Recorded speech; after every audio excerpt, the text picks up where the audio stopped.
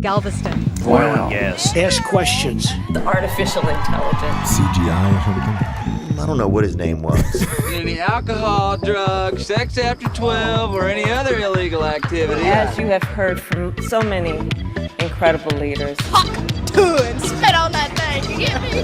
Galveston. I hear there's rumors on the internet. We're here with Jay Kinda Funny. And this is The oil and gas. If there's something to do with oil and gas, I don't want to touch it. Never, ever quit. Never quit. I want to go where culture is, like Galveston. There's an old saying in Tennessee, I know it's in Texas, probably in Tennessee, that says, fool me once. All right. Everybody has a camera on their phone, and everybody has phones over. Like, it's over. Oil and gas. Galveston. I have no technical ability, and I know nothing about music. So what are you being paid for? I've seen some of the most brilliant people in the world that never made it because they were quitters.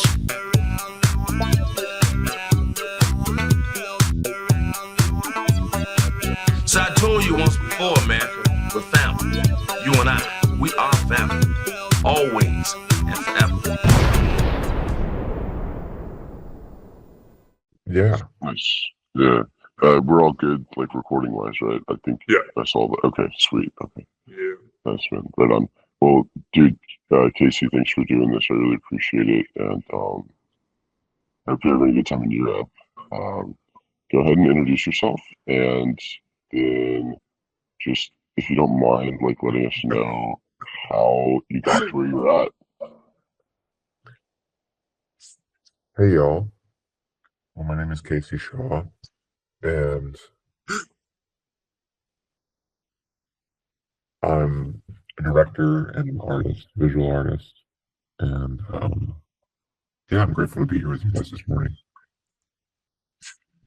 Thanks, man. So first of all, I want to ask you, let's talk about the film that you've been working on for how many years now, and we're talking about Unseen Olympiad. What inspired you to make this film? What kind of resources did you have available that led you to want to make a film like this? And I guess if you can talk about the style of the film, that would be fantastic. Yeah, I've been doing this hardcore into production. It's been since we shot tests in 2022, and we shot middle school and high school skiers in 2022 on spec, and then showed that to we shot 2 events, a summer sports event and a winter sports event for the World University Games, which is essentially like Olympic sports but college athletes.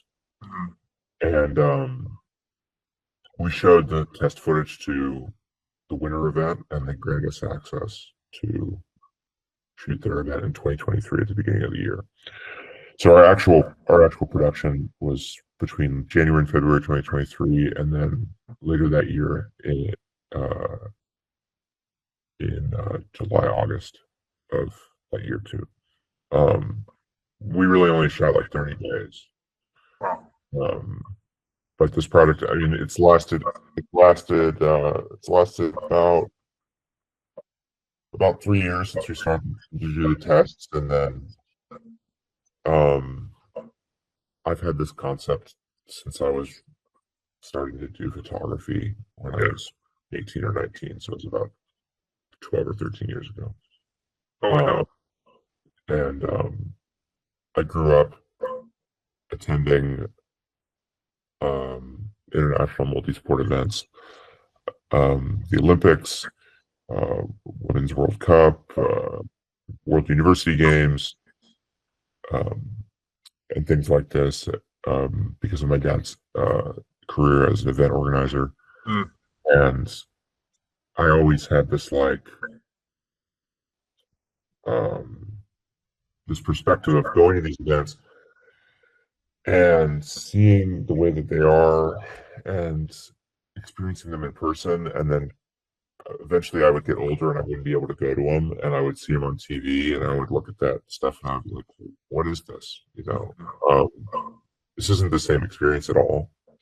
This is an experience. This is like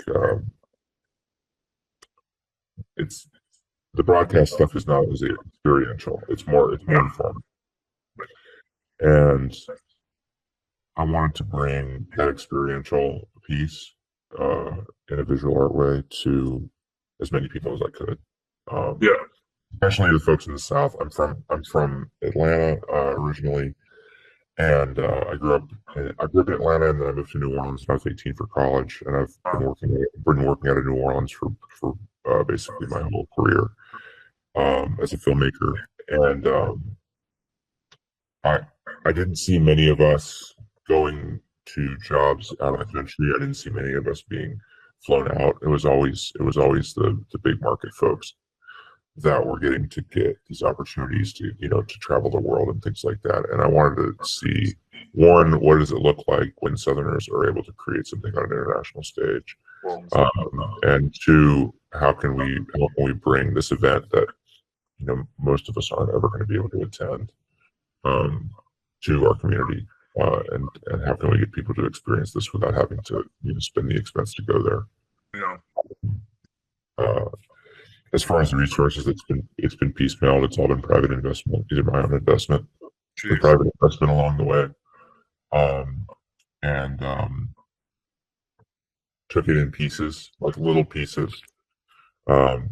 We've tried to do fundraising through grant programs and external investment and things like that, and nothing has really come until very recently. We've gotten a little bit of crowdfunding stuff in our final stage of post, but really with a concept and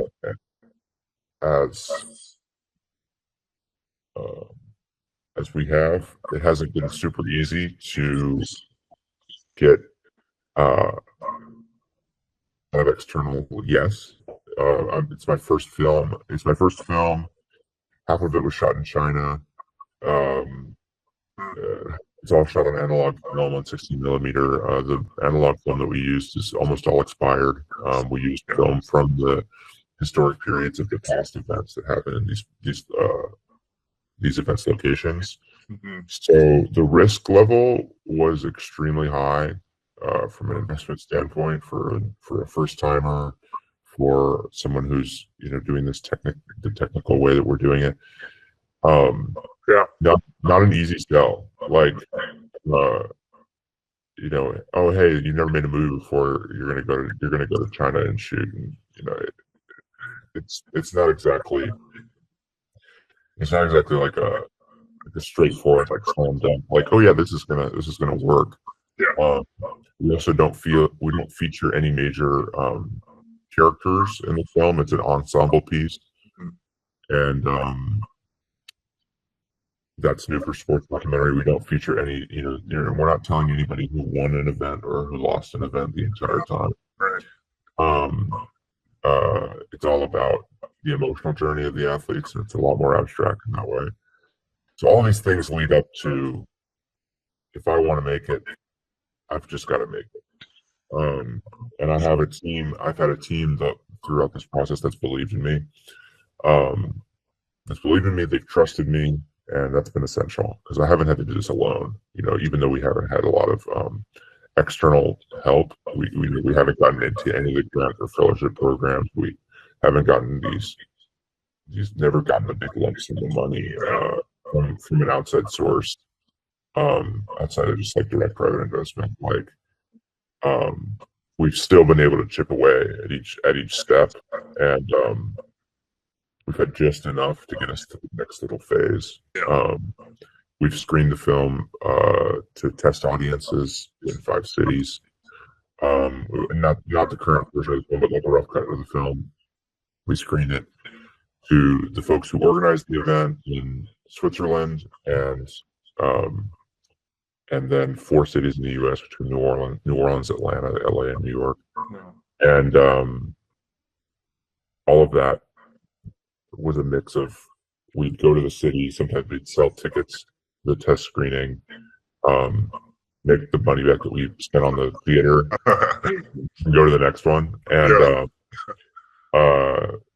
And the one in Switzerland was purely because we needed to show the event organizer what we had done, and that was fantastic. But like, it's really been like little by little by little by little, rather than here's the green light, go nuts, do your thing. It's been like the proof of concept short, the proof of concept leads to another proof of concept short. You know, now we've shot 2 shorts. Now you can make that into a feature. On the flip side, I've had pretty much complete creative freedom to make what I want the entire time, because there's no one out there that's saying do this, do that. There's, you know, we'll open it for notes to both our investors and our team. When we open it for notes, it's an open forum pretty much. But we all have a singular goal here. Yeah. That's awesome. So sorry to cut you off. I mean, I can very much relate. So I'm covering court cases for my job, and my role is to bring my camera into the court case and follow the action. And then sometimes, you know, I'm a single crew. I'm the only person with the camera in there most of the time. You know, I want to capture what the judge is saying, but I also want to capture the reaction of the people in the background. I want to capture the defendant's reaction. I want to capture the prosecution. And it's like, oh shit, like I missed it. Or like, you know, you start beating yourself up because you're like, fuck, like I'm trying to shoot for my edit and I didn't get it. And so I don't know when this will happen again. So I very much understand the frustration, but now I have so many questions about kind of the emotional journey you have been going on through in all of this. But Malo, I'll let you go ahead and ask the question if you have one off the top. Yeah, I did want to. I wanted to see if you could elaborate more on like the overall vision that you've had since you've had to do the 2 shorts, and then now you can cut that in a feature, and then you've been showing it. But like, was that always very clear from the start, or like, what's the path that you've kind of gone on, and how has that changed over time since the project hasn't been like you said, it hasn't been one big like green light? Yeah. It's changed. It's changed in practice, but the concept has been with me for a while. I really believe that I really believe before going into this that someone who shoots summer Olympic style sports on analog film and in this era would really be able to carve out a really beautiful piece of like artistic media for themselves. I didn't know who it was going to be, and I wanted it to be me and my team, really. And so our way to getting to shoot those summer sports, because those are a little bit more, they're just more well known to at least Americans. Like if you go to Poland, then ski jumping is just as big as anything else. If you go to Norway, you know, cross country skiing is like, you know, top tier. But for us, swimming, gymnastics, athletics, which we used to call track and field. Like, these are the basketball, but those are the big ones for us for the Olympics. Like I knew someone who showed these sports on the scale and on the visual medium that we used to see it in the historical Olympic films was going to really be really impactful. And so it's something that I wanted to target to do. And the way to get to the summer events was through the winter event. The way to get to the winter event was through the test event, which was also winter. Like, I thought it would be more like this from the beginning. I thought it would be like shoot the tests and then make a short, and then the short goes out and it gets into festivals, and then people like it, and then it gets greenlit to make another short for the summer games, probably in 2025. For this year, they're FISU events, Federation International de Sport Universitaire, which is the kind of International University Sports Federation. It's like the International Olympic Committee, but for college. For all intents and purposes. These FISA events happen every 2 years. There's a summer and winter one every 2 years instead of the Olympics where it's every 4. So this year, there's the summer event happened in Italy and in Torino, and then the winter event happened in Torino earlier this year, and then the summer one's happening in Germany in like 3 months or 4 months. And I thought it would be like shoot the winter thing, make a short, distribute it, and then get greenlit to do the Germany thing. I didn't think it would be possible for us to go to China. When we started this, the China event was actually supposed to happen in 2021, but it got postponed 2 years because of COVID. And it was actually going to be in Russia, in Katerinburg. And they changed that due to political reasons. So China got postponed 2 years, and then that kind of opened the door for us. So I didn't think it would happen as fast.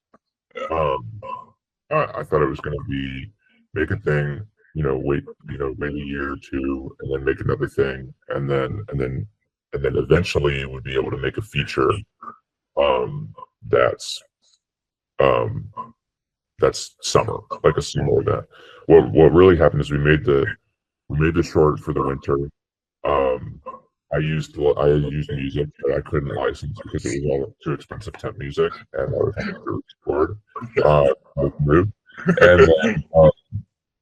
and then I showed it to some folks, and then I submitted it to like 6 something festivals, and I think it got into 1 of them. Like it really was not accepted, and it got to the point where I submitted to so many festivals, and I was getting all the no's back, and then we had the opportunity to. I made 1 more phone call at the suggestion of one of my mentors to try to go to China, and it worked. And so 6 weeks before going to China, we got greenlit. We'd be able to have access to the event for myself and my DP, and we were able to get visas that came in the mail the day before we left for the event.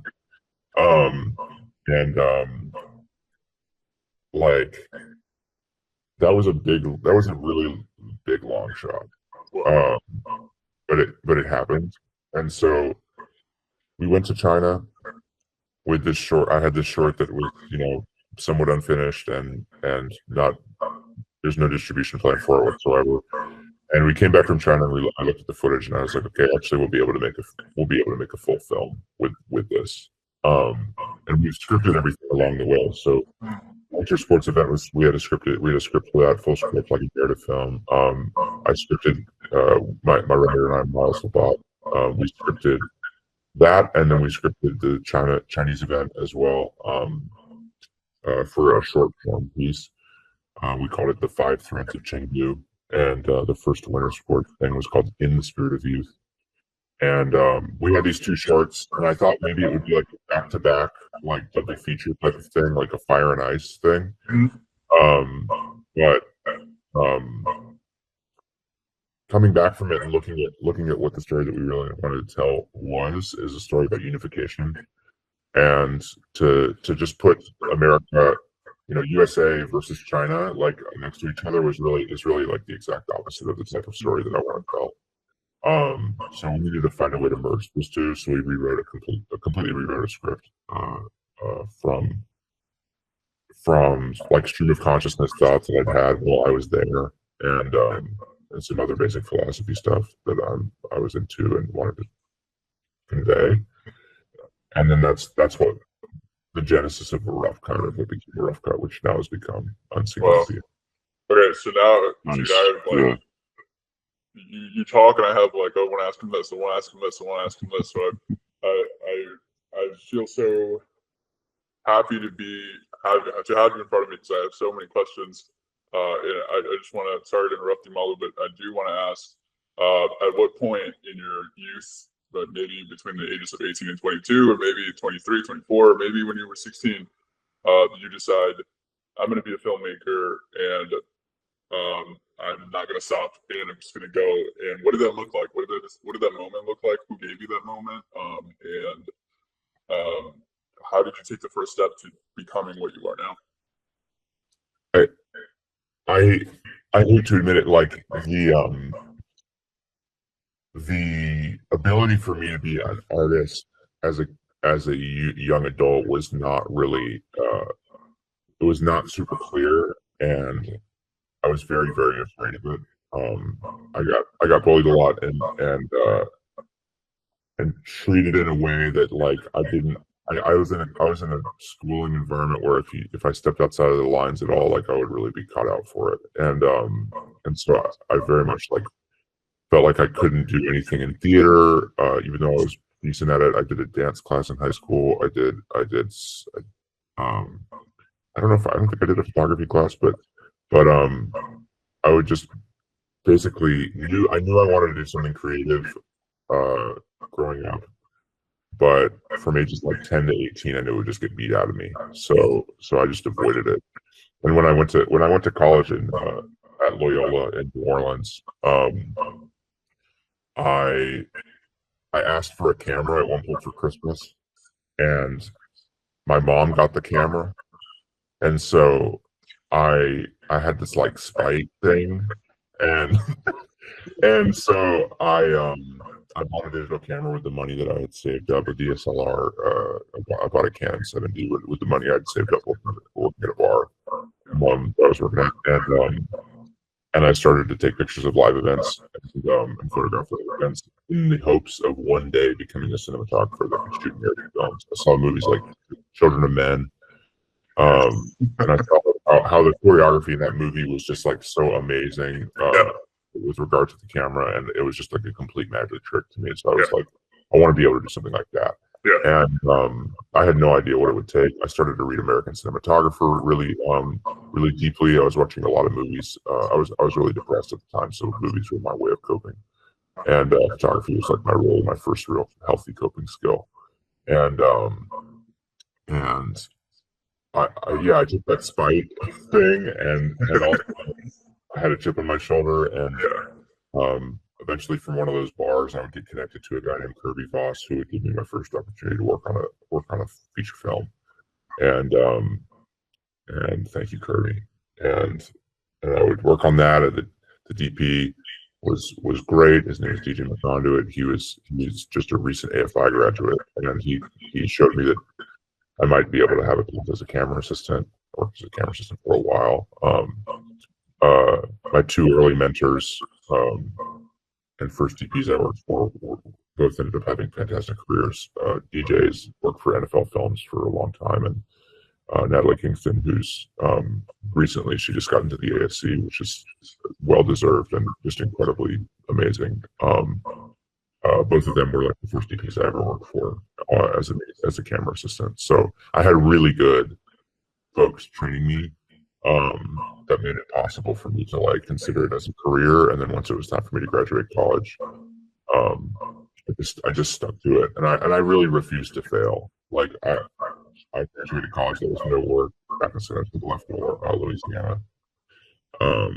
People were telling me to move to Atlanta. People were telling me to do all kinds of things, and I just stuck around because my community was there, and I'm stubborn sometimes, and I just kind of relied on the universe to help make it happen, and I haven't had to go back to another career since then. And God willing, I won't have to.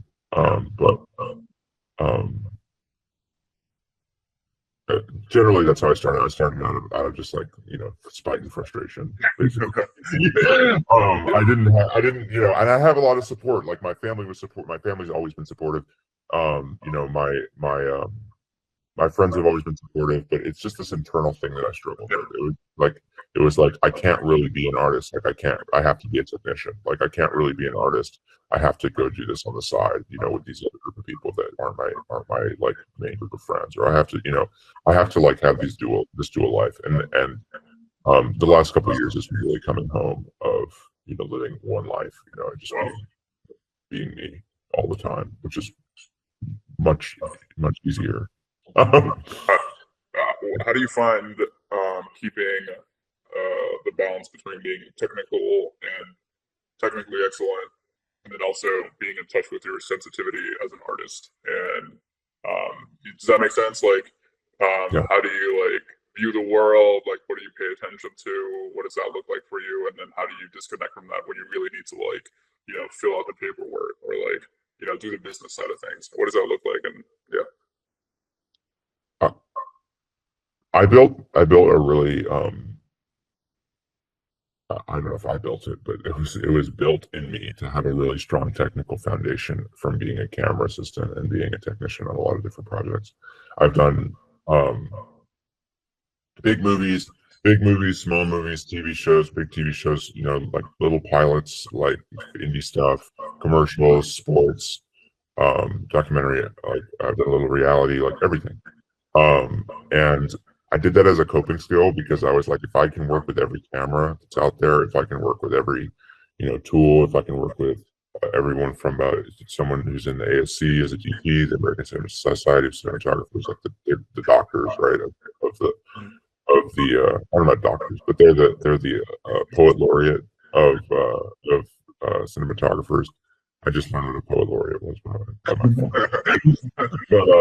it's like they're these prestige folks, or from someone who just is a owner operator, you know, who's just making a living. Like, if I can learn something from them, like I'll have this defense mechanism so that like I won't get caught out basically when I graduate to becoming a DP. And for the most part, that's helped, but as I got to a certain level of technical understanding, and then I took like a 2-year break from film because of COVID, and I was going through like mental health crisis and like kind of like my life was completely reorganized.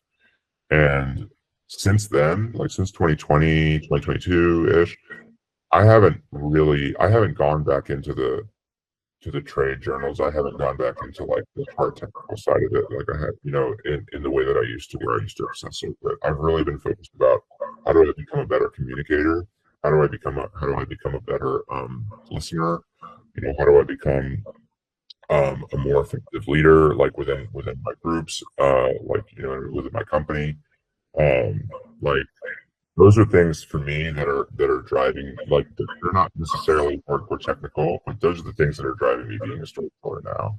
I've had to have the technical background, but it's not something that I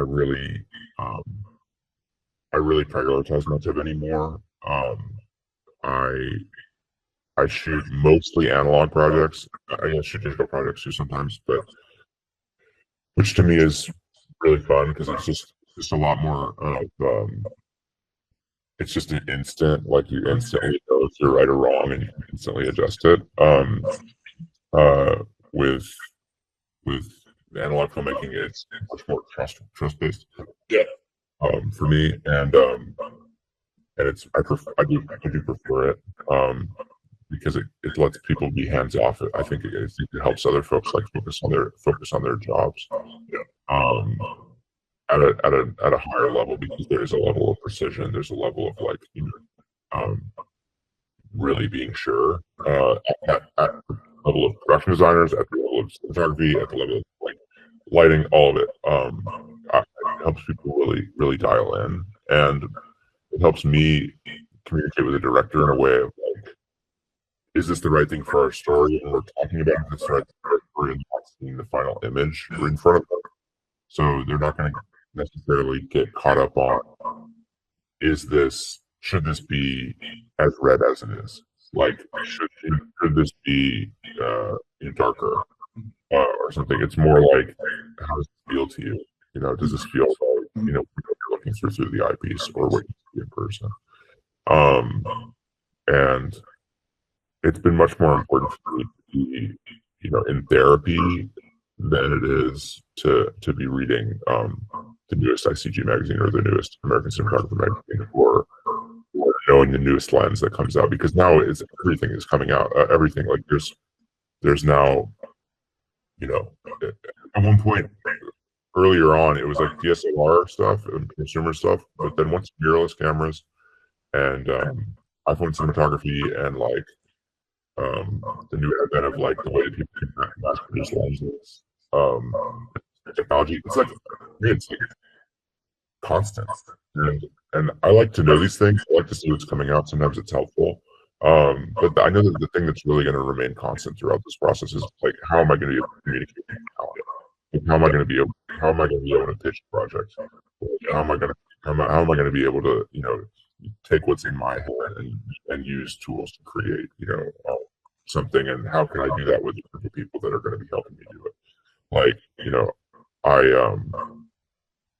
I started to see cinematography as a management role pretty early on, and I decided to be work as a camera assistant because of it.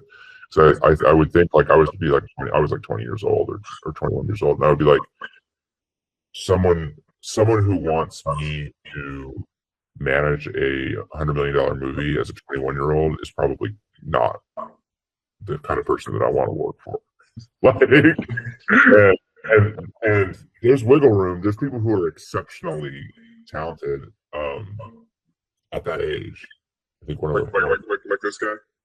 Yeah, that's what I was gonna say. Yeah, it was never my style to like do really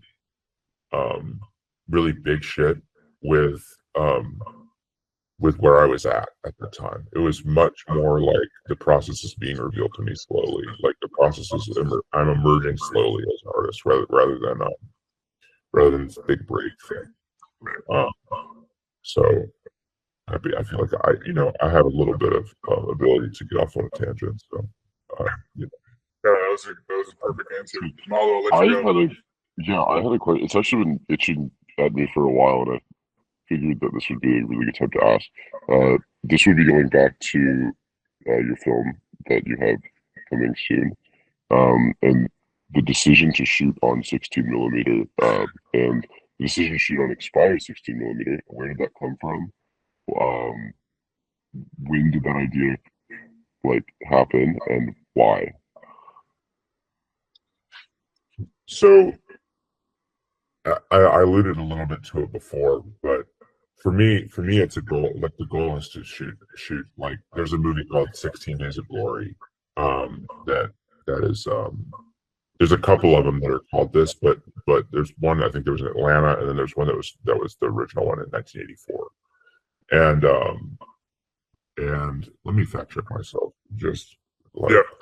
I do want to say, from what I've seen on your Instagram, the textures, the way they come alive, because you're using this expired film, like the lines and everything, it's like, I see why you chose to choose that. This is really beautiful to look at. It's very stylized. Yeah. There's this movie, totally. I mean, it's the texture of it, absolutely. The way of shooting it, absolutely. But there's a couple things. Like one, there's this movie 16 Days of Glory. It's just shot on Panavision cameras in 1984, and it's a 35 millimeter feature at the 1984 LA Olympics. And I want to make something like that, but I can't just go make that right off the bat. I have to work my way up, just like these athletes work their way up to the Olympics. Like I have to work my way up to the Olympics. My team is training. We're just training as well. We started with middle school and high school, just like a lot of these athletes did. Then we go into college, and then maybe we stay in college for a while. Maybe we just make films about college athletes. I don't know. And maybe we get to go to the Olympics. But for me, it's about the progression. It's creating a visual progression within multiple films. There's also the aspect of 16 millimeter that I was able to afford it. And I had a lot of film stock sitting around. A lot of it I've just accumulated through eBay. A lot of it's eBay film and marketplace film that we didn't test, and we just went and shot. And my DP is Levi Porter, who is the most experienced person shooting that type of film that I know. He was able to be with me, so shooting over 20 different types of film, we were able to stay consistent. We shot one. There was one roll that didn't come out as we intended to, and it was like Ektachrome from the 70s or something. I mean, it was like very, very old, very damaged film. But everything else, I mean, we had about a 95 or more success rate. On like getting an image back that we wanted. Some of it, we did a wide number of things in cinematography that were risky. One of which was using on the lens color filters for the entire time that we were in China for the most part. Some of which were black and white filters, which cut the light about 2.5 stops. And so we're shooting with like expired film in venues with lighting we can't control with this filtration. And we're doing the math like on EV tables like before we went to China and like making sure that like, it was gonna work. It was a little bit of a risk, but it paid off. Yeah, it paid off great. There's like this like using the expired film for modern day purposes to me creates a different texture because it's not just inspired by, it's not just nostalgia. Like nostalgia really only applies to a certain group of people that had a good time in the previous years. In my opinion, nostalgia is not a universal concept for looking into the past. If you look at Chinese history in the 30s, 40s, and 50s, like I wouldn't say there's like a lot of nostalgia for that went. Like at the same time, like their country's doing great now. So like, but there isn't like a thing like we have in the U.S. where people, mostly honestly white people, look back on the 70s and say, "Oh yeah, the 70s were great." Yeah. Or like the Roaring '20s was like the flapper culture, but like there was a depression, like many people were. Oh my God! Well, poverty. So it's not about nostalgia, but it's like this film has had a journey like throughout its lifespan, and like there's something in it that's been, it was left in the sun, it was left in someone's fridge, the person, someone passed it on to their kid, like, who knows what happened to it. But the film has lived a life that has brought it to the point where now we're bringing it to be shot. When previously it was pretty much discarded. And like many people like across the board pretty much say that you're not supposed to shoot with expired film, and you're certainly not supposed to take it to China for your only chance at shooting this event that never will happen again. And it's very much against conventional filmmaking wisdom. You're supposed to buy the new film for the thing that's important, but for us, it was not enough. That wouldn't have made sense for our story for the most part. We did use film that was newer, for the China portion, because what's the newest film stock that, like, I guess what's the most recent produced film stock that you guys use? That's quite a technical. We used some Vision 3. We used some Vision 3 film on the Chinese portion. Vision 3 came out in 2011, to my understanding, and in 2011 was the last year the year that they had a World University Games in Shenzhen. So I think we got it. We got it to be able to do that. That was easier. I mean, the Chinese film that we used was a lot newer. Our events that we were referencing were 2001 in Beijing of the World University Games, 2008 in the Beijing Olympics, and 2011. Wow. So was that Vision 2 or was that on like Fuji stock? Vision 2 EXR film, Vision 1, and Vision 3, and maybe there was something else in there. There's some black and white film, actually, plus X and Tri-X. And then with the Lake Placid stuff, our reference periods were 1932 and 1980 for the Winter Olympics that were there, and 1972 for the Winter World University Games that was there. So a lot of our film was coming from the 70s and 80s. That's like Eastman color. That's like old Ektachrome. That's VNF film, which is like news film.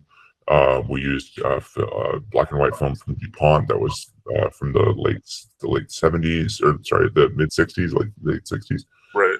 Briefly, and then we did use some. There was some Vision 2 in there, as well. We had to like do some new stuff. Like we shot at night with no external lighting to shoot ski jumping, and we needed at least like something that was going to be a little bit possible for us. But very rarely did we deviate from that time period reference.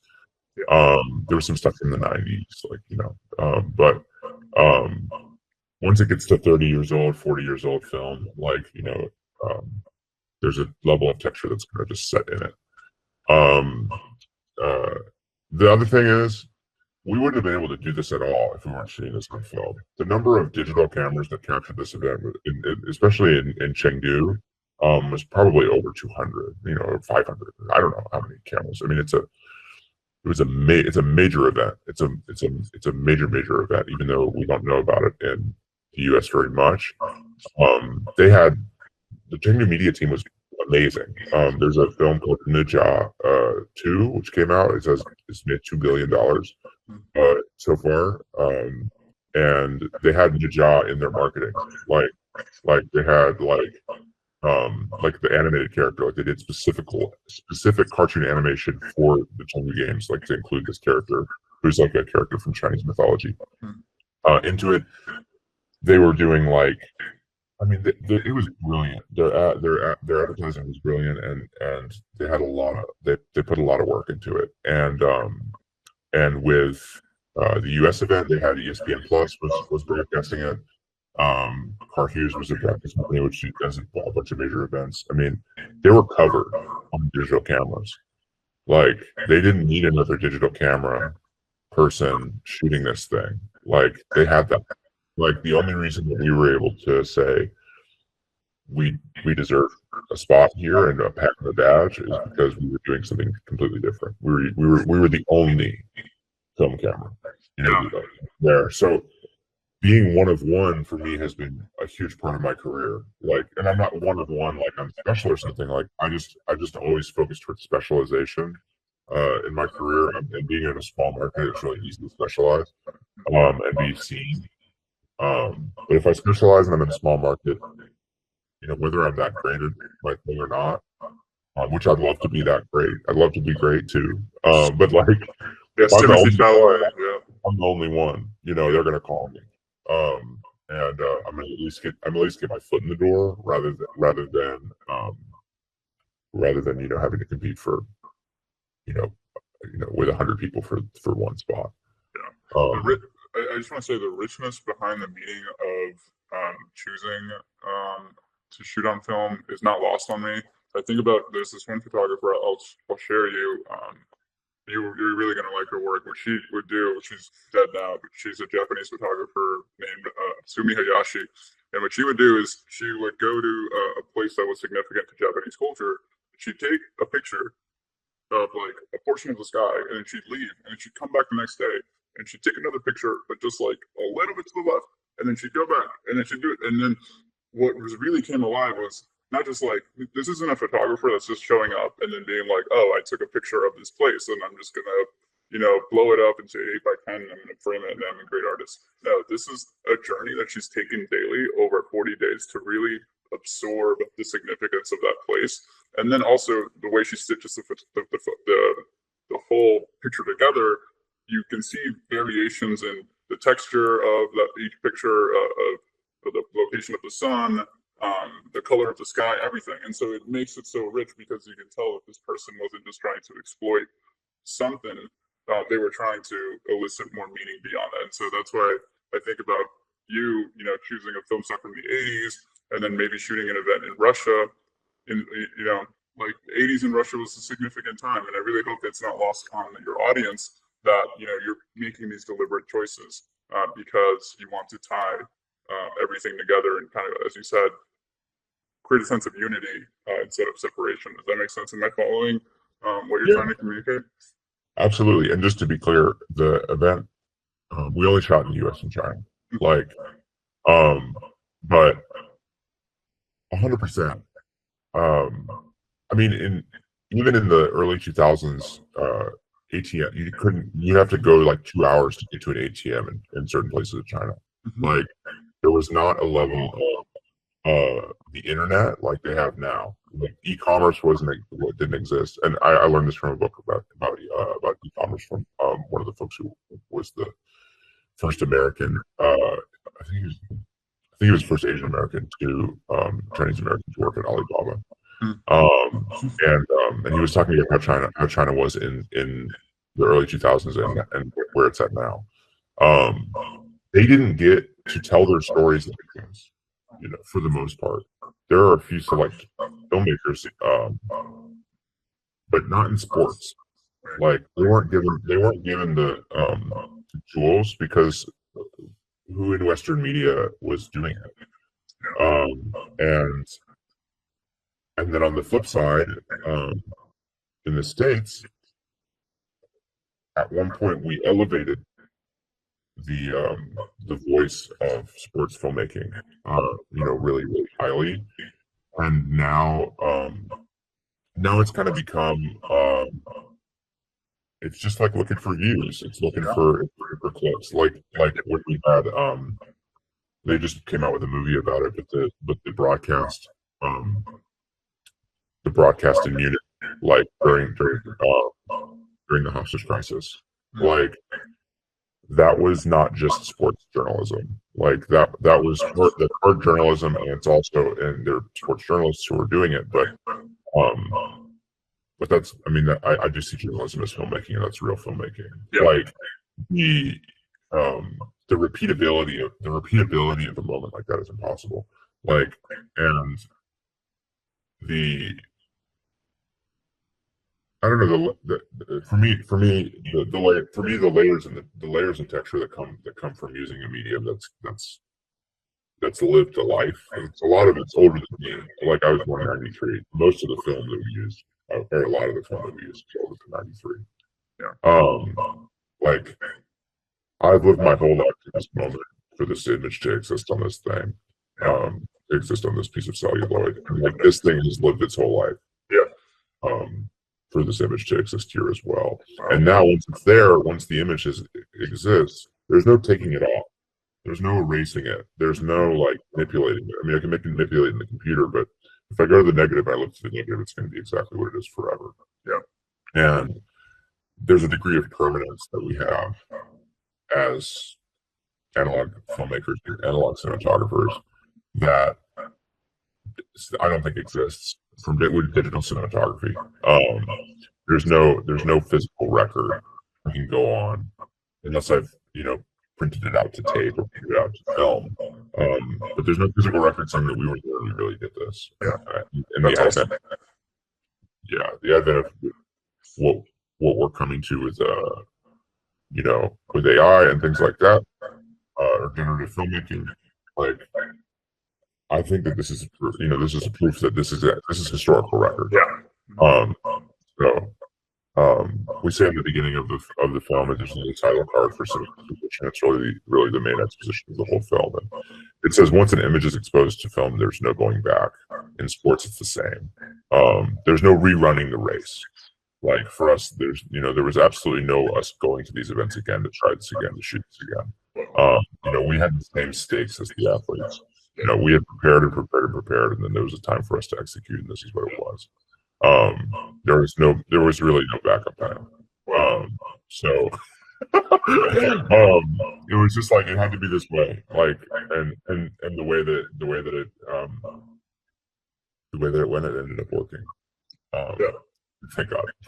I want to ask you about mental health, because you talked about sometime in your college years having some struggles, and then maybe even during working in the industry. How do you overcome those moments where you're like, yeah, this shit's like clearly like not working out and it's maybe not for me, or how do you get over those rejections, those no's from all the festivals and all the funding that you're seeking out, and maybe like something as simple as like, yo, my friend did not hit like on that picture that I posted, like that's fucked. How do you get over those things, and what comes with that territory? Like I've grown to a perspective that my life is a total gift, and like pretty much everything I get to do now is extra. Who gets to get to this point with filmmaking, or who gets to get to this point where they get to create something they wanted to create as a child. That's so beautiful that like for me, everything on top of that is extra. I wanted to bring my crew to these events and my producer and sound person, and got to go. They came to the Paris Olympics with us, like last summer, and then like my DP and our still photographer and associate producer came to our screening in Switzerland, and like my DP and I went to China, and we all went. It was 4 of us and like Placid. I mean, all of us got to experience these things like for real. So like outside of the filmmaking aspect of it, we got to make something and do something that we wouldn't have gotten to do otherwise. I think is beautiful. It was like the root of that is like a gratitude practice. And like I try to do a little daily gratitude list and I send it to some friends.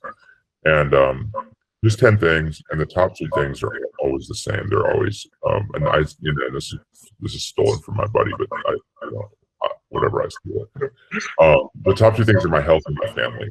And number 1 is my health, because if I don't have my health, I'm not going to be here. And so my number 2 is my family, chosen in blood. And then everything else follows. And so it's like if I have those 2 things at the forefront of my understanding of where my life's priorities are, then everything else can fall in line. I can get rejected from a grant, or I can get accepted into some program, or I can get accepted into some festival, or get this other opportunity or whatever. But like, and I can have like the full range of emotions of the result of those things. But I'm not going to get my personality, my understanding of self, like it's not going to be tied to the result of those things in the same way, because I'm grateful for what I have on the base level. I think it really does come down to that for me. I lived a really long time with undiagnosed mental illness and with a lot of like complex trauma that was unresolved, and I would just take it out on other people. I would take it out on myself. I would get into the headspace, the cyclical thinking. I would get into the analysis paralysis. Because I've had a concept to shoot this thing for a while. And the Olympics happen every 4 years. These events have been happening every 2 years for a lot longer than I've been alive. I could have done this in some version of the way before now. I worked for the 2013 World University Games and the 2017 World University Games. I worked for the 2012 London Olympics. There's probably ways that I could have had access to do this. But like I wasn't ready. Emotionally speaking, I wasn't ready. And mentally I wasn't ready. And so these things have come once I put my mental health, got serious treatment for mental illness. Once I got that stuff in a row, like this other stuff has come into place. But like, there's so much trust that people have to have in me as a creator, or like not the creator, but as a creative person. Yeah, I know what you mean. Yeah. With this management role, and it's like this thing as an artist where it's like you're a risk, and being given a visa to go to China and do business, and having someone else come with me, like that's the level of trust. They're trusting you to come into the country to do what you're saying you're doing. There's a level of credibility that I've got to have, and I developed that credibility through like daily work. Like daily not doing things that hurt people, daily not doing things that are counterproductive to like the greater creative purpose. Not going off the rails and saying X, Y, and Z and blowing up. Yeah, it's really by doing what those first EPs that I worked for I always saw doing, and other people that I've seen successful in sporting industry like do, is they're kind, they're precise, they're persistent, their attention to detail is at a really high level. Their creative intentions are a really high level. They treat their employees and they treat their other folks that are working with with respect. Like these are things that like I was sometimes okay at, and sometimes not okay at, and sometimes really good at, and sometimes not really good at. Before I really got into this work, like to really do the work to to be better, and now it's a lot more consistent. I'm not saying I'm perfect at it by any means. Like, I'm definitely not perfect at it by any means. You know, there's still some issues that come up, and certain personalities. It becomes really challenging for me. You know, still it's touch sensitive, but like, I'm good enough today to have gotten to where we are, and maybe what I do today is going to lead towards, you know, something else. Like, somebody told me that, I don't know when it was, but they were like, the choices that you make today are kind of affecting you about 3 years from now. And it's this time release thing. And for me, that really resonates. Like, the work that I thought I had put in to get the life that I currently have now, about 3 years ago, I used to think it was like 2022 me should have all the shit that I have now. But you know, it's my, you know, the kind of selfish mindset. I deserve it, you know, thing. And to try not to listen to that much. But like, but that's come to fruition, like, in today's present. And I think just the reason that it's essential for it to be time release for me, because if I get everything that I want all at once, you know, I'm gonna mess it up somehow. You know, I really have to, like, you know, things have to be revealed over time for me, for them to work out. As much as I kind of hate it sometimes, it's just granted me my perspective, and I I had like a couple near-death experiences, and like, I used to think that if I turned 30 and I hadn't gotten a feature credit on a project as a cinematographer, I would quit. And then this stuff happened when I was 27, and I almost died or whatever. And I was like, well, I didn't get it, and that would have been it. And what was the point of me putting a timeline on it? Like, and so I switched my perspective around goal making so my goal making changed from now until 30, which is like 3 years at the time, to from now until like, I'd like to do this. And so, you know, average age is like 80 or 90 or whatever. Like, when I look at that perspective, I'm like, I've only been an adult 31, only been an adult for, you know, 13 years. So, and if I'm living to 80, I got another 40 something. And so I've got 4 times, or, you know, 3.5 times or whatever, the amount of time in my life to be able to accomplish and to experience, you know, these accomplishments, of these things that I've always wanted. The pressure's off. You know, now it's focused on like daily practice. Am I doing what need to be doing daily to be able to get to where I want to go? Or am I putting myself on a timeline that's 3 years, like, you know, 1/10 of that, or like, you know, or less? And I'm like, fuck, you know, I have to do this now or else, whatever. And that anxiety will breed a different creative product. And that anxiety will breed me treating people differently. And that's going to create a different product, and that's going to create a different life experience. So, like, it was a total shift in perspective, you know, really, that had to occur. That's something you've helped me with. Like, I had a project that I was supposed to go to LA for in March, got pushed to May, I just found out, and I was, like, really anxious about it. I was annoyed that it had been pushed, and I was like, wait, okay, you have mentors that have, like, talked to you about this.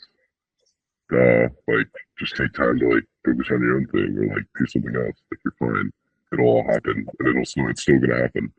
So yeah, thank you for sharing that. And in the past, thank you for telling me that too, because we've had Eduardo, me, and Casey have had some very long phone calls in the past as well, and he's helped me through a lot of things, which is awesome.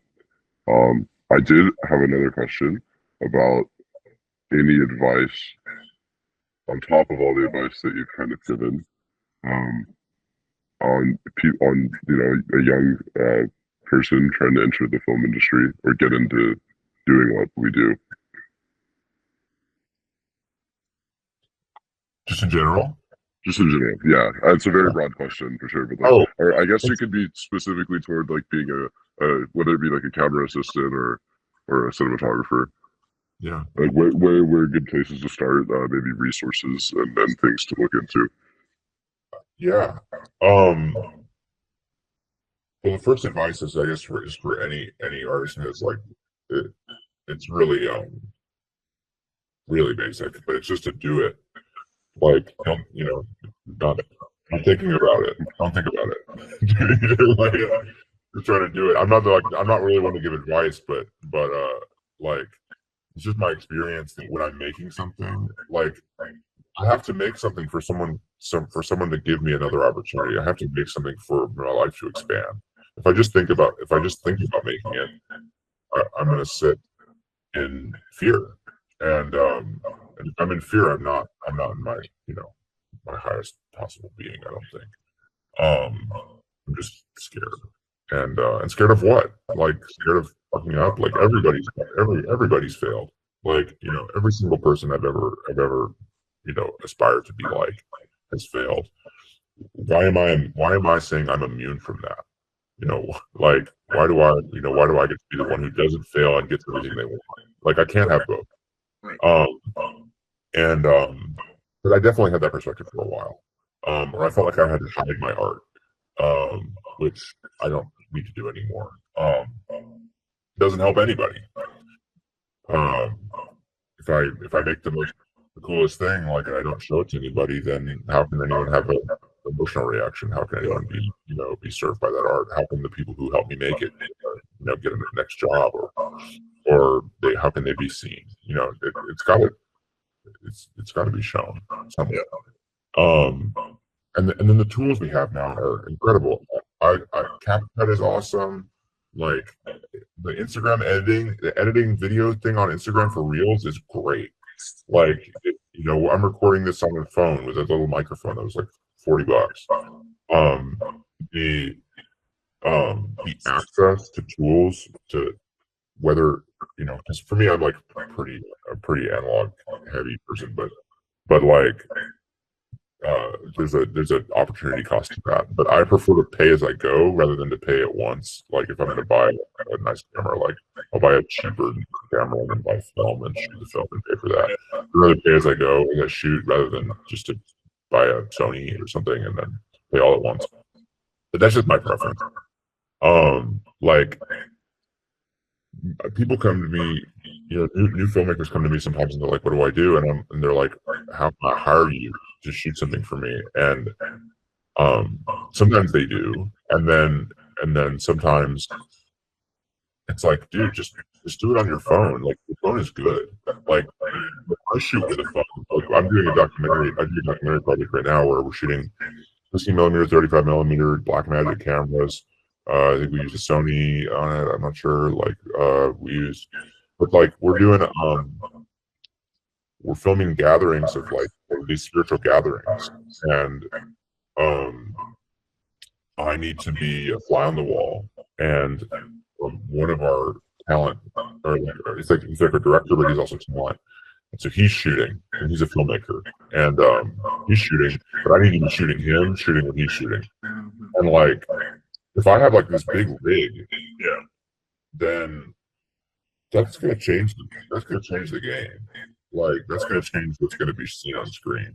I don't want that, but I've used the phone in those circumstances, and it's great.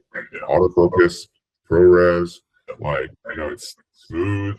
Like, whatever. What else do I want? That's better than any tool that I could have possibly hoped for when I was starting out. It's way better than what a 7D was. There's no image stabilization. There was, whatever. So there was no ProRes recording. It was, it was not what we had. So there's really like, it's really hard now that there's no limits to what you can make, even if you're making something in AI, like, on a generative sense. You guys might have perspective on that or not, but I think it's cool. But I think it's just another tool for some people to make things that's original, and some people to make things that's similar to the way people make things without the technology. Either way, like, none of the art that we make is like our final product. like until we die. And then sometimes people die and their art is discovered later. They have no control over it. Like most fine art painters aren't making money until they're dead. Oh yeah. And like, how do we get to say, you know, what the lifespan of our art will be, and also create it, so dictate all that. So the like constrictive, like, oh, I can't do this because it's not right. Like, just do a rough draft. Like, you know, like whatever. Just do a proof of concept. Do a treatment. Like, you know, whatever. Like, why not? Like, at the least, you end up making something that's really bad, and then you look at it, and then everyone gives you notes, and it gets better. Yeah. Or you look at it and you hate it, and you just put it on the shelf, and then 10 years from now, you look back on it, and you're like, oh, that was cute. Like, I was trying. Like, or, you know, for me, like, I've been taking pictures on film for, yeah, a little over 10 years, maybe 10 years. So the pictures still look good. Some of them did not come out at all, but some of them still look good. I can make a book, or I can, you know, whatever. I didn't do this at all. You know, just to put them on Instagram, and that was it. That was what I did. But as I grew as an artist, like, I'm able to understand my art even better. Resources wise, I'm a big online forum person. I will plug CML, Cinematography Mailing List. It is what Cinematography Salon was created. I don't know them, so I don't know what it was created for, but it's a similar thing. Cinematography Salon Facebook group and a website that's a forum. It's very popular, but I think it's very popular between younger demographic, mid 40s and under. It's just my opinion. I'm sure there's other people on there. CML is mailing list that is more old school knowledge. Not old school in an antiquated way. Old school is in the people on there are older. I use that a lot. I have it go directly to my forums tab in Google Gmail. I feel like I'm on that website at least once or twice a week, like trying to figure something out. Yeah. It's a great resource. Yeah. I use it, and it goes to my Gmail, and I could search it. So if I look for a filter or something, I just go to my email, I just type it in, and we use that when we were prepping for shooting in Lake Placid. We shot the tests. I think it was like 4 degrees, or it was like -4 or something, or 0. Or it was really cold, and we were shooting analog. I'd never shot analog film in the cold like that before, so I wanted to get some experience from folks. Some guy was telling me he shoots a -20 with it. I was like, all right. But you know, just I like crowdsourcing information. I like you know, Ariflex Anonymous or Aton Anonymous, like these analog film groups that are on Facebook have great information sometimes. I'm a big community-based knowledge person. I also monitor the for sale markets a lot, like, and see gears being sold and for how much and where. That kind of helps me inform what the trends are. The black and blue is what I looked up online for when I was first asked to be a camera assistant, and I bought a kit that they had on there, and like, I didn't have a kit, but they had like a suggestion of things to buy, and I got that stuff, and my job went well. And it worked. The book Masters of Light is fantastic. It's a yellow book. They have a new version that's printed, but I read the old version. And they have like a new version with newer DPs, which I'm sure is amazing. But the one that I'm referring to is I think it's Larry Salvo is he's one of the authors. The new version has it has like a foreword as well, I believe. Like a forward. And then I have the newer version right here. It's Dennis Schaefer and Larry Salvato with the foreword by John Bailey. Yeah. And then a new preface by the authors. Anyway, sorry, yeah. Cool. Like, yeah, it's just like this. It's like a podcast before they had podcasts. It's interviews with some of the most most well-known cinematographers in the world, and at the time, and that's really what I base my technique on. Aside from my experience working for a lot of really talented DPs, the stuff you get the tips and tricks about what they used to get away with when they were shooting movies on 35 millimeter, like which I think is really interesting and fun. There's a story about a DP who push processed the entire movie, even though the director said they didn't like it, and then halfway through the dailies, or halfway through the movie, or a few days into the movie, the director's like, "I love the way that this looks." And he's like, "I've been pushing the film, I'm not gonna do that because I don't think it's really worth me risking my job over, or risking a relationship with somebody over, but that's just the kind of things that they had to do to make bold choices, and those are the kind of bold choices that are inspiring to me. There's also some really great notes about lighting in there as well, and the thing that and I'll save you guys. Maybe all a little bit of the read. The thing that is most common between all those stories that I took from it is that the cinematographers, they talk about story being the most important possible thing. The story is the number one thing to serve in creating a look for a film, and everything for them comes from that. So it's when I get onto a job, just like a painting, I'm choosing the color of paints, the type of paints, the type of canvas, the size of the canvas, the dimensions, all those things. I'm choosing all these things from the ground up based off of, feeling. Same thing with the story. It's I want to go into a job where I'm able to create things from the ground up, and help it inform it. And whether that's a commercial project, that's we just shot I just did a commercial where you're on Komodos and Angelo zooms, and it was vertical, it was shot for vertical. Whether it's that or it's a short, I did 2 shorts last fall. One of them, they wanted to do a Natural Born Killers style thing where they did over a dozen different looks. The other one was it was 16 millimeter film, Super 16, Standard 16, old film, new film, 35 millimeter, digital Komodos with color filters, with all types of weird lenses that weren't supposed to be on those cameras. It was wild. And then the other one, I did another short student film. These are master's thesis films at UNO, and the other one was 16 millimeter, but very very muted palette, very low contrast, washed out gray, very liminal kind of thing. And what would I be doing if I was trying to make those things look the same? I would just be, a certain type of personal preference. And viewers, I don't think people are going to keep watching that kind of stuff. There's too much stuff out there.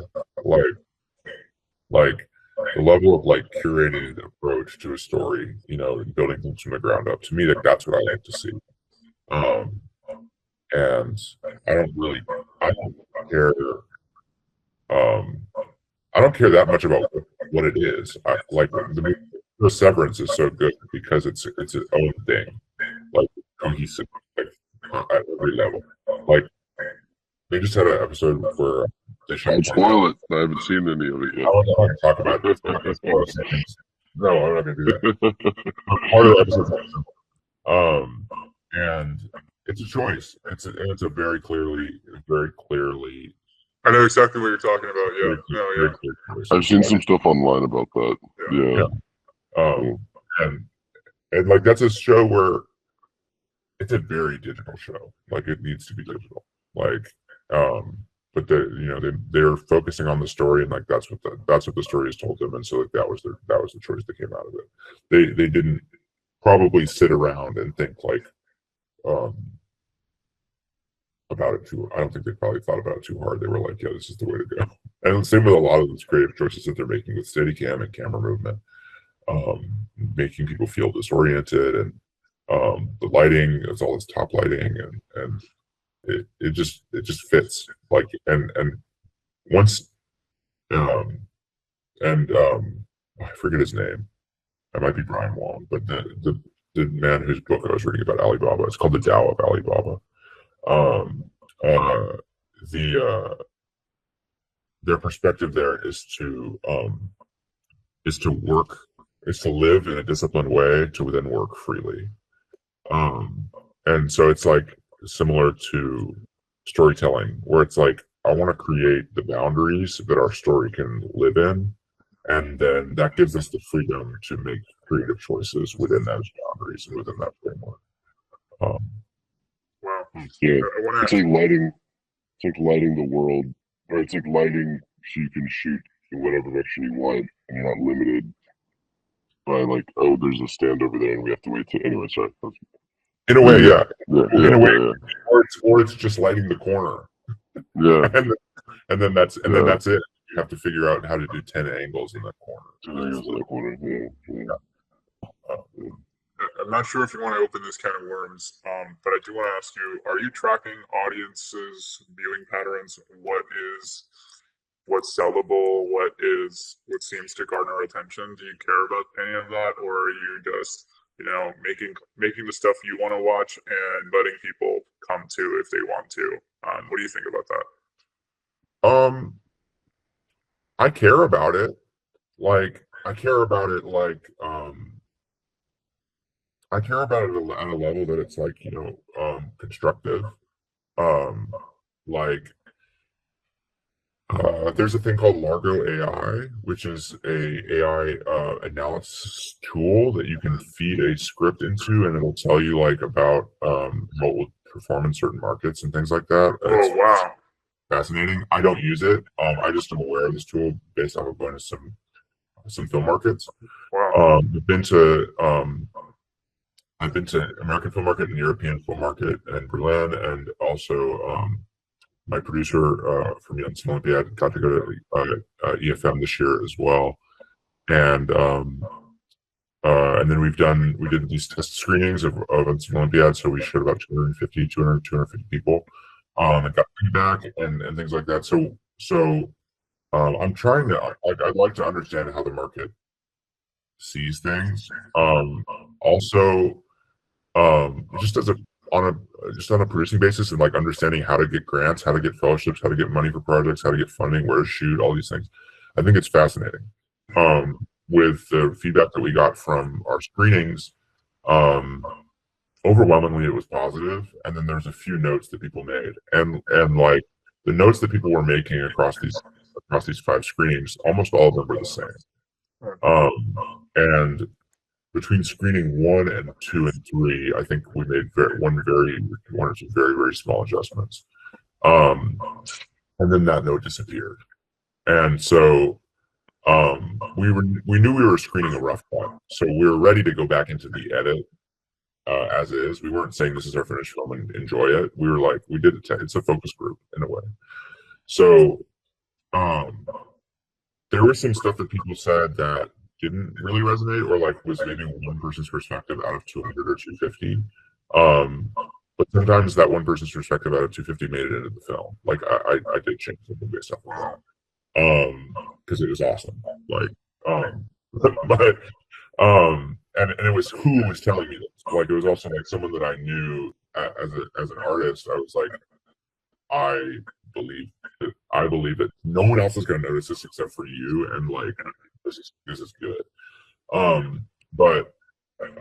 So yeah, I mean, it's super critical for me as a first-time director to take guidance and to listen to guidance. I'll put text that's too small. I'll put the subtitles be too fast, or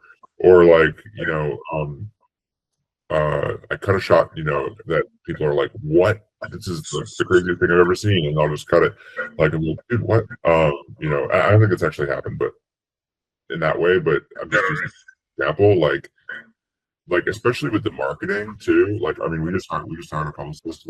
I can't do that. I'm not good at it. I've never done it before. Why would I just be good at it now that I've just decided to make a movie? Like, I need to delegate that kind of stuff. You know, it's, you know, my producer's doing this outreach, and she's done like this many emails, and I've done like this. I've been traveling, I've been working, like, you know, it's like I've been like I have a lot going on my plate. So it's like, thankfully I have other people like that are on my team that can support me and the project like throughout these phases. Am I making this because someone else told me to make it? Absolutely not. No one wanted this. No one was thinking about this. Like, at least in the events that we shot, like no one was like fighting to do this like thing on real film and tell this like abstract story and basically make a fine art film out of this. Like, there was no one else asking to do it. So like, if I would have just waited till somebody was asking me to do it, it would never exist. Now will someone want me to do something else after this? I don't know. Like, someone who sees this is going to be like, oh yeah, make that. I think it's a lot easier for them to point to that thing because it's real. It's not just a deck. And it's not just like an idea anymore. It's a physical thing that exists, and we got into a really, really nice festival in Thessaloniki in Greece that's screening 6 days. We're premiering on the 11th and 12th, and it's a very well established and well known documentary festival, and the fact that we get to release something in Greece. And it's the genesis of this new type of sports film that hasn't been seen for a few years. You know, a rebirth in the birthplace of the Olympics. Like, I love, like, to me, like, that was the goal for release. So it's just awesome. Like, what a beautiful thing. To me, it's beautiful. So it's like, maybe somebody else will like it too. Like, is it like, oh, is this the place where like our metrics are going to do this? And like, is it like going to make this money, and is it going to go to this distribution or whatever? Like, no, I don't know. Like, you know, maybe, but like, but we just have to make stuff and put it out and like try things because we're young, and like, you know, we're pretty much all new at this, and none of us are from major markets. So, like, I mean, the biggest market is Atlanta. We have 2 crew from Atlanta, producer and our sound is from Atlanta, and then everyone else is from New Orleans. And so it's like, we're not like tapped into this like studio infrastructure. Like, we're not tapped into like this, like, you know, incubator thing or anything. But with that, you know, we have the freedom to do and say what we want. And I think our vision is really strong. And I think what we've created visually and sonically, like, is remarkable. And it's not just me. You know, it's not just me. It's Spencer Poole who did sound. It's Levi Porter who's on camera. It's everybody else who's been involved. You know, it's Miles Labat who helped me write, and, you know, and Kelly who's helped me produce, and our other APs and you know, colorist, you know, composer, everyone. But it's only like 10 of us. Oh, and sorry, and our editor Melissa, who's fantastic. Who made this exist, basically. Wow. But it's like, you know, I can sit around and say like someone's gonna want to see this or not, but like, until I show someone, I'm not gonna really know. Yeah. Like, I've sent this to so many people that have not responded, but like, fine. Like, you know, it wasn't ready for them yet. And then I've shown it to a lot of people who have responded and who've given fantastic feedback. Nice. But people speak from their own perspective. Like, you know, someone who's been in sports broadcast for 40 years and is watching this is not going to necessarily have the same, they're not going to have the same perspective on it as somebody who's never been to an event before and is watching, and it's just not possible. Is one of them right? I don't know. No. Like, could one of them offer good advice that the other one can't? Yeah, for sure. Yeah. like there's degrees of truth. There's degrees of truth to every piece of feedback. And it's like interpreting that and not taking it personally as well. Has been a really great learning experience for me. I have one more question, and this will be my final question. Yeah. Who are some filmmakers right now that you're like, you know, these guys need some shout outs, these guys are making great work? What are some films too that you're like, yo, this flew under the radar from everybody, or like I really like, you know, maybe even in the mainstream, right? Like I really like, you know, Sean Baker's speech, or you know, stuff like that. What do you got to say? I do strongly feel that Nickelboy should have won cinematography. Strongly. It's like everything that I could. Not just because it was a New Orleans / Louisiana feature, but because of the intentionality that I think it's Ramel Ross and that they put into this. It's exactly the same perspective that I have as the people that are in Masters of Light. You know, that's the stuff that lives forever. Is you know, top to bottom, creating a look that is cohesive with the story and serves the story like for 100% purpose. To me, watching that, I was like, this is why I do this. And then like reading more about his communication strategy and intentionality and things like that, I'm like, that's what I'm going for. I have to look into that because I knew he went to Rhode Island School of Design, I think, and he studied photography there, so he's got the photography background and like you know, MFA from there. And it's like, and then you watch Hale County. I forgot the full name of it, but I know it's Hale County. That was one of the pieces that my professor showed us when I was in college, and I was like, oh shit, this is what you can do. Like this is like allowed in documentary, and like it totally like changed the game for me. So yeah, Ramel's fucking awesome. Yeah. Like, I'm admittedly not like I used to watch like many movies a day, and then now I'm like different. But I feel guilty to admit that too. Some of the young filmmakers that I work with, Josh Williams the third, you know, Rudy Melchior the third, who's also Josh Williams is the second. Shit. Josh Williams, Rudy Melchior, you know, Connor McLaughlin, like Amaya McKnight, you know, these are all like Luke Harris, like, you know, and among many others. Like these are like young filmmakers that are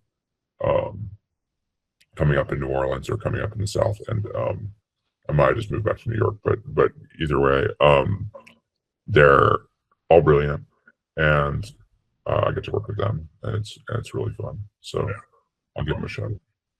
And there's others. I don't know. I feel odd for doing shout-outs because like it's gotten to the point where I'm I mean, we're doing workshops and classes for people like there's like 20-30 people showing up, and they're all brilliant. Like you know, a guy named Gaines Owen who came in with only background in music, went to a 35mm class, and now he's been working as like our loader, and like he's like editing something for me, and he's a brilliant filmmaker on his own. He's gotten the Bolex. We've shot the Bolex. He shot some 35mm, like all this stuff, like all in the last 2 years, like coming from no experience. There's just a level of really, really strong community among independent artists in New Orleans right now. You know, my other close friend Alejandro Moreno as a DP,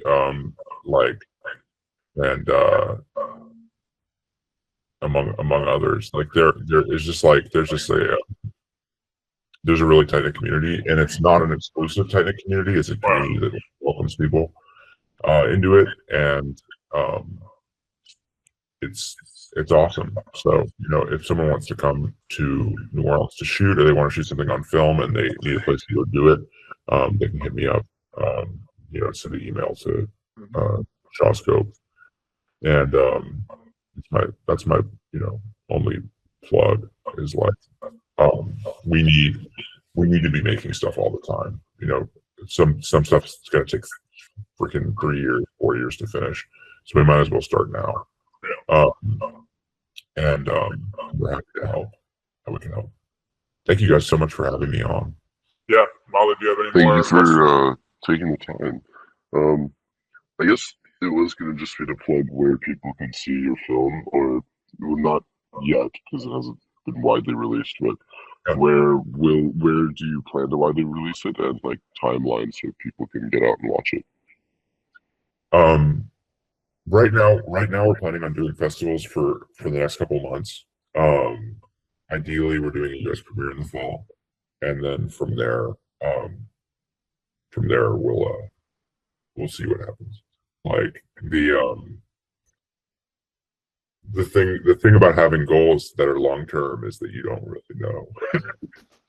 A lot of things in the short term, sometimes it's just not clear yet. I mean, next week, we go the market that we're going to at Thessaloniki is from the 9th to the 13th, and by the 13th we could have distribution, or by the 10th we could have distribution, or even screens. I have no idea. But we have a few options between educational distribution, between something in museums, between something online or theatrical. I don't know right now what it is, but if someone wants to support us, they can go to UnseenOlympiad.com. They can see our festival invitation trailer. They can see a director's statement that I've made. They can link to a GoFundMe if they want to pitch in. There's a sizzle reel on the GoFundMe. You don't have to donate to see it, but if you want to see more footage, it's there, and read a little bit about our story, specifically making the film. And our Instagram is Unseen Olympiad. My Instagram is at @liminal_case, and my company Shawscope is at Shawscope. And we'll be more. There'll be more. More will be revealed.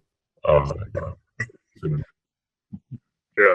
Well, thank you so much for your time again. We went the fuck in, so I'm very, very happy. And I guess I'll stop the recording now, and we'll say goodbye on the other side.